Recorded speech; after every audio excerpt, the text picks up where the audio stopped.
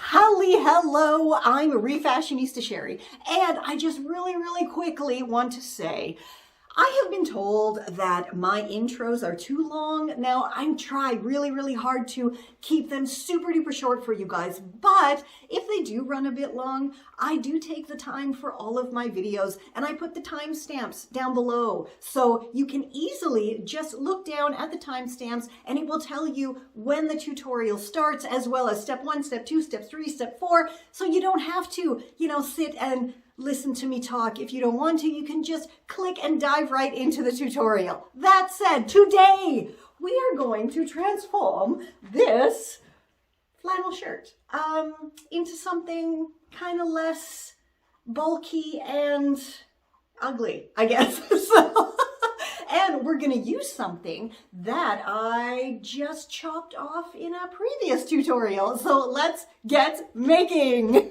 For this fab flannel transforming project, all you need is a slightly oversized flannel shirt and a pair of leftover knit sleeves. Mine are what is remaining from my patchwork sweater dress tutorial. So next you want to have all of the buttons done up on your flannel, and then we are going to chop off the collar area just below the second button here. So you're going to have the collar button and then the first button, and you're going to start chopping right below there and chop all the way around. Then once you get to just about the shoulder area, you're going to chop just the collar off and then come all the way back around to where you started.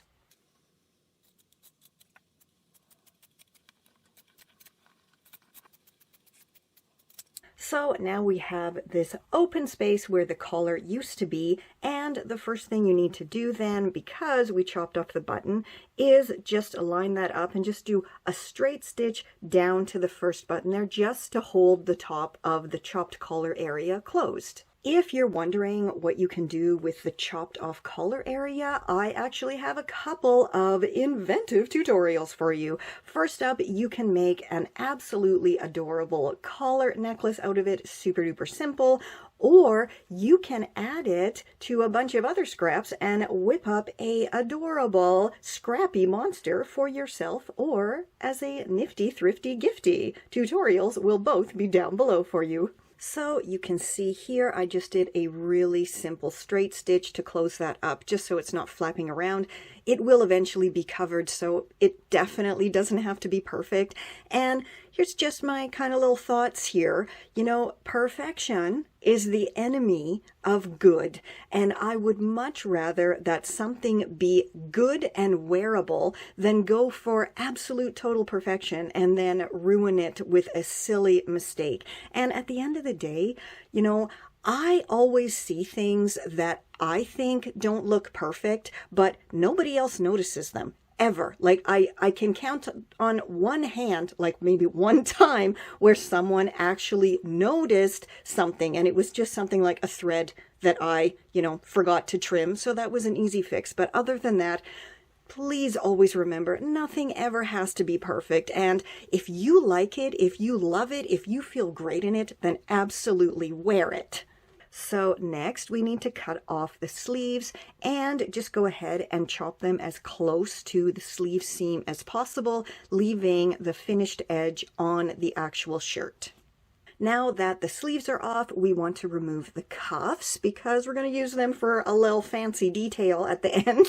And just leave a centimeter or two here of seam allowance between the cuff and the actual sleeve. Now, each of my sleeves here only has one seam going up kind of, I guess, the bottom area. So I'm just going to chop that seam out entirely on both sleeves. If your shirt has a side seam on each side, then only chop the one that is on the shorter side of the sleeve. Now, once I have my side seams chopped out, I do not throw them out. I always hold on to this kind of stuff because they make really good little borders on like small projects, to finish off hems or little seams on the outside, and they have a cool pattern, so that's great. Also, you can kind of twist them up and wind them up and let me see if I can do this. And then let me fold that out. Okay. Then you just kind of hand stitch or machine stitch back and forth, and they make kind of a funky little rosette detail on just about anything. And of course, super duper simple. You can tie off the ends, wear them as a bracelet. Of course, that's super easy. Or use them to tie up small gifts or gift bags. I mean, just let your imagination go crazy, but don't throw these out. Hold on to them, reuse them. So now I have my chopped open sleeves laying together with the right sides facing. And I mean, I tried lining everything up, but it's fast fashion, right? It's thrifted fast fashion. Like that makes a difference, but whatever. You can really see how not even these sleeves were, so I'm very glad that I'm refashioning it into something else. Anyway, so I'm just gonna cut straight across the top here to even this up because that is insane. Okay, now everything is nice and even. I'm going to go stitch the sides together to form the sleeves into a tube. So now I have my side seams together, and I also went ahead and gave the smaller end a relatively nice clean hem here. And in essence, you see what we're created here is like a cowl neck or a fold down turtleneck. That's what we're doing to this flannel shirt. So now it's time to add our fancy new neckline to the shirt itself. So now I have my shirt inside out, and I also have my cowl turtleneck neckline inside out. And I'm going to put my turtleneck neckline into the shirt. So I'm going to have the inside out, or the wrong side, facing the right side of the shirt. And then that way, when everything gets folded down, the right side of my turtleneck cowl will be facing outward. All right, so we're going to pop this inside and make sure everything is lined up as it should be. All right, and now I'm just gonna line up all the raw edges and then go stitch everything together. Okay, so it is all stitched on. Any excess fabric has been chopped off, and yeah, let's do the moment of truth here and let's see if it actually is gonna work.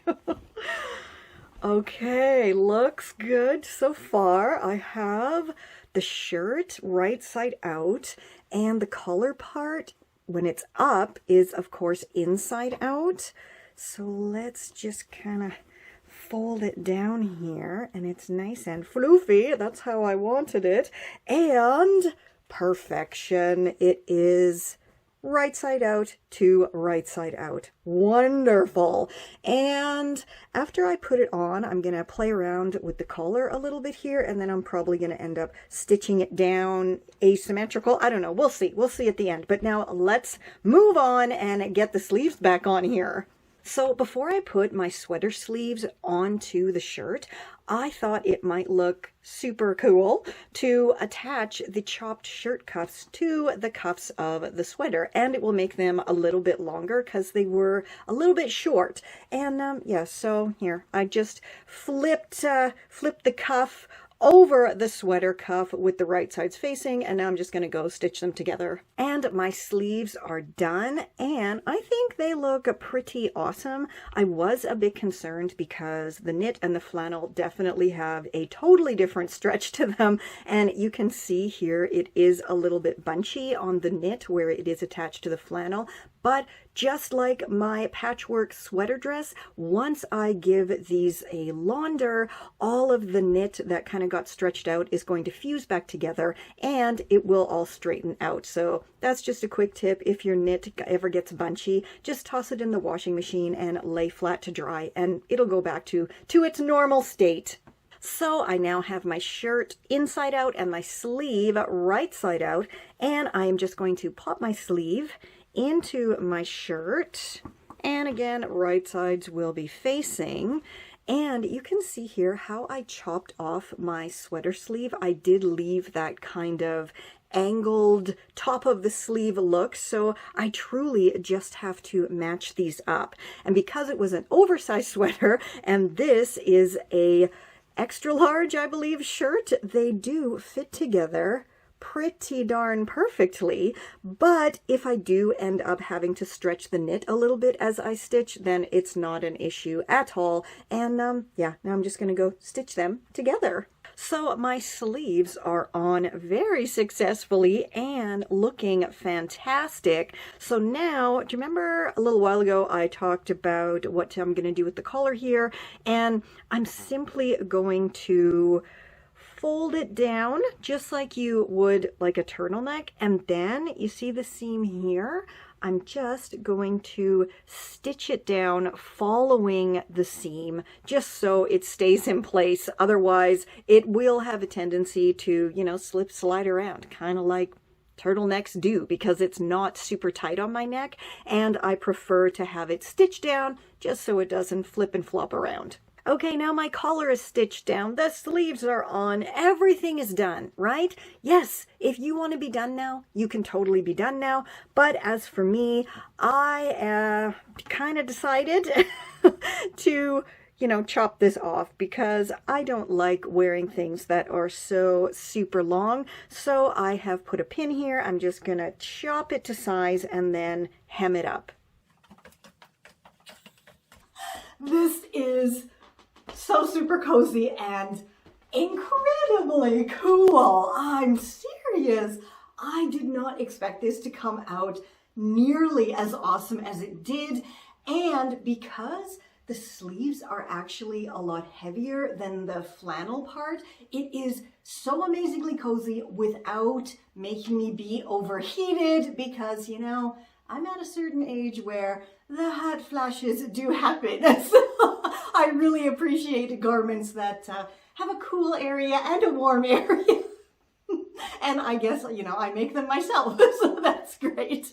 Now, okay, let's just have a closer look here. Okay, collar, absolutely fabulously cozy and wonderful. And if I want to put it down even further, I can, and just have like a lower cowl, but I always like to have nice high cozy turtlenecks. The sleeves, absolutely awesome. And of course, the length is the length that I like, right? Where it's, there we go. Okay, so it doesn't necessarily show my belly, but it can.